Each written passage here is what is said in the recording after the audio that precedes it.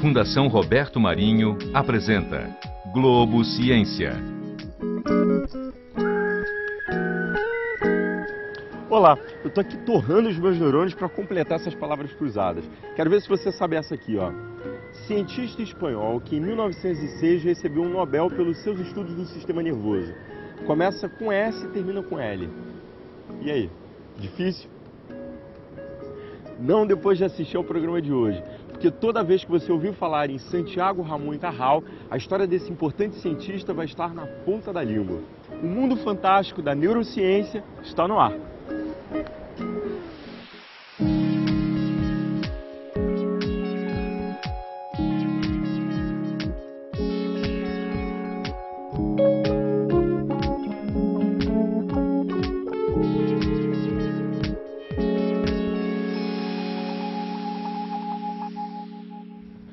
Olá, o Globo Ciência começa agora, diretamente de Natal, no Rio Grande do Norte.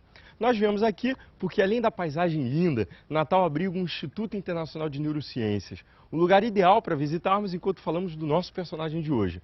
Por enquanto, eu estou aqui nos jardins do Instituto, de onde eu vou apresentar o nosso desafio do dia. Vem cá.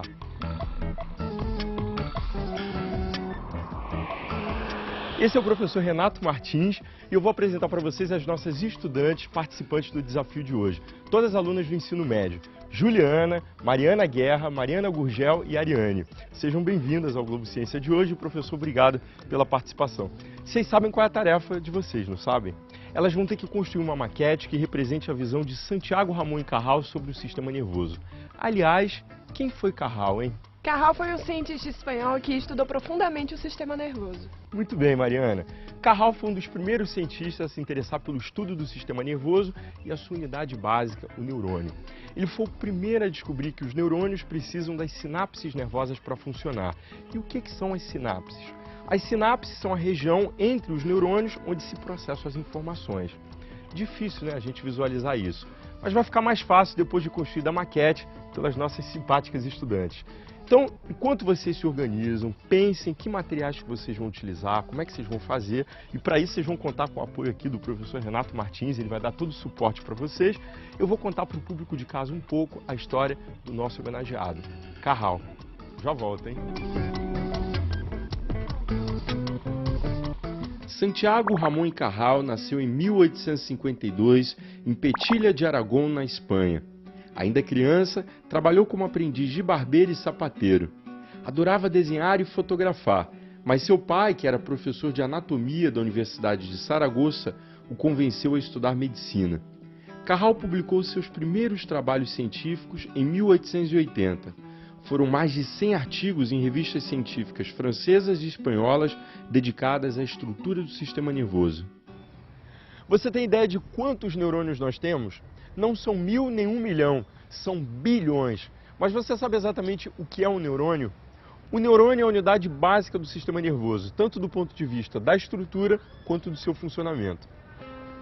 Apesar de serem muito semelhantes a todas as outras células do nosso organismo, eles se diferenciam pela capacidade de transmitir informações de forma muito especial.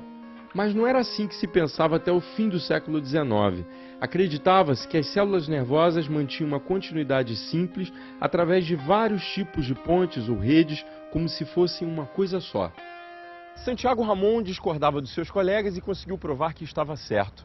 Já no final do século XIX, começaram a surgir evidências que sugeriam um contato íntimo entre as células nervosas, mas não uma continuidade direta. Ele então decidiu investigar isso melhor e realizou o seguinte experimento. Ele coloriu um pedaço do tecido nervoso com a técnica da impregnação da prata, que funciona mais ou menos como um luminol, deixando visível o que antes era impossível de ser visto. Para tornar a visualização ainda melhor, Cajal levou o tecido colorido ao microscópio e assim ele conseguiu ver os neurônios como unidades separadas, comprovando a ausência de continuidade entre eles. Após outras observações e estudos, ele descobriu ainda como eles se conectavam. Os neurônios têm prolongamentos como fios de uma cabeleira chamados axônios, que se ligam ao corpo e às ramificações de outros neurônios através dos chamados dendritos.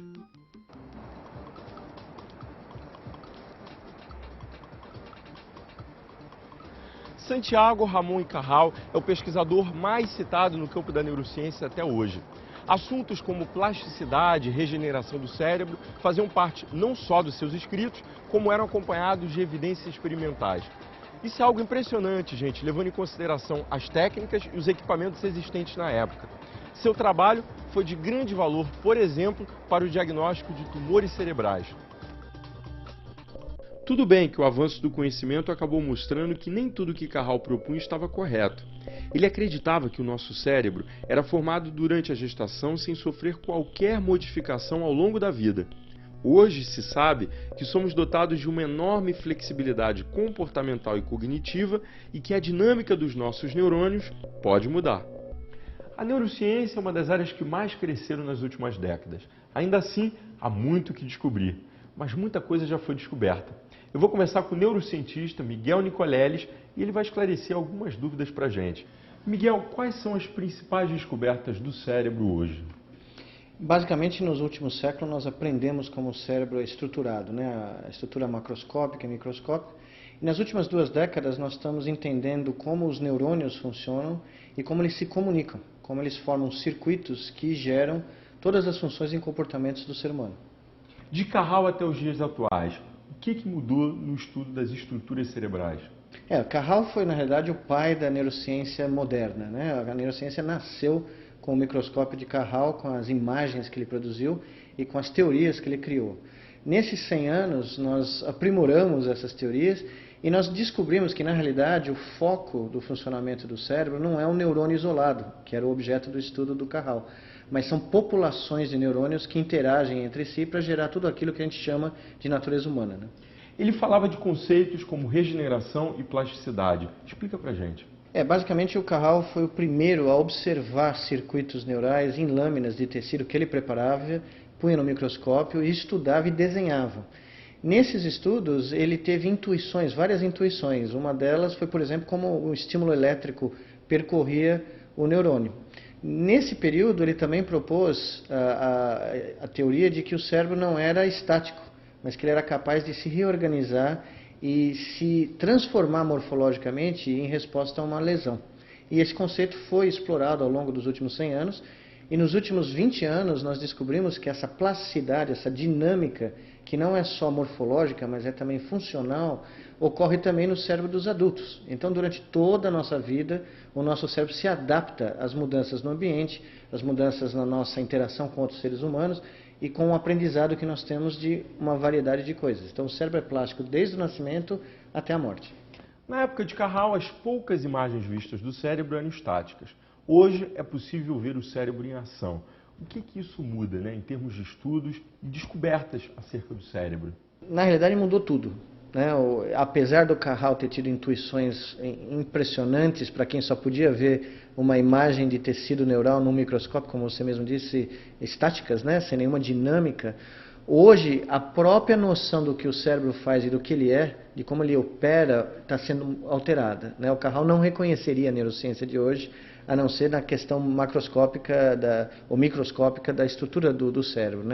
Hoje o cérebro está sendo visto de uma maneira bem diferente, porque quando você olha para o cérebro em ação, o comportamento dos circuitos neurais que você agora visualiza dinamicamente, com resolução de microsegundos, é muito diferente de um cérebro que está recebendo informação passivamente, ou um cérebro que está estático, dormindo, sem estar interagindo com o mundo. E o que se vê? Você vê tempestades neurais. Eu gosto de dizer que você consegue hoje monitorar o que a gente chama de uma tempestade neural, o famoso brainstorm, que todo mundo fala que faz, mas nunca ninguém viu. A gente vê essas tempestades, esses sinais elétricos espalhando-se por todas as colinas e vales do cérebro. E tudo muito rápido. Tudo é muito rápido, bilhões de anos. A única coisa comparável a essas tempestades elétricas são as tempestades que você vê no céu, no universo, porque o cérebro, em grau de magnitude, ele só é comparável com o universo. Então é o nosso universo interior. E são essas tempestades neurais que hoje nós monitoramos, medimos, em alguns casos até decodificamos. Nós já estamos conseguindo ler certos tipos de pensamento neural. Você é um pesquisador que transita entre Brasil e Estados Unidos. Como é que está o Brasil hoje no cenário mundial de pesquisas em neurociência? A tradição da neurociência brasileira é muito grande. O Brasil começou a fazer neurociência logo no momento em que a neurociência se transformou numa área de pesquisa de relevância, nos anos 50, e aqui no Brasil, nos anos 50, uma década antes fora do Brasil, mas o Brasil tem uma reputação muito grande, muito boa, e neurocientistas brasileiros são reconhecidos fora do Brasil, o professor Esquerdo na PUC do Rio Grande do Sul, o pessoal do Rio de Janeiro, o pessoal de São Paulo, Belo Horizonte. Então existe uma grande tradição da neurociência por mais de 6 décadas aqui, e o nome do Brasil sempre é muito bem lembrado nos eventos internacionais de ciência. Qual é o grande desafio da neurociência para você? Eu acho que o grande desafio, o último desafio da neurociência, né, que todos nós consideramos o Holy Grail, né, o santo grau da neurociência, é entender a natureza humana. É entender como de um bolo de 1,5 kg de neurônios conectados uns aos outros, o cérebro humano consegue gerar tudo isso que define a espécie humana. Porque tudo o que nós fazemos é basicamente um subproduto dessas tempestades elétricas neuronais, né? Então o nosso grande objetivo é tentar entender como é que a natureza humana emerge dessas tempestades elétricas. Muito obrigado. Mas onde entram as sinapses nisso tudo? É o que a gente vai descobrir no próximo bloco com a ajuda da tal maquete construída pelos nossos estudantes do início do programa. Não sai daí não, porque o Globo Ciência volta já já, diretamente de Natal. É rapidinho.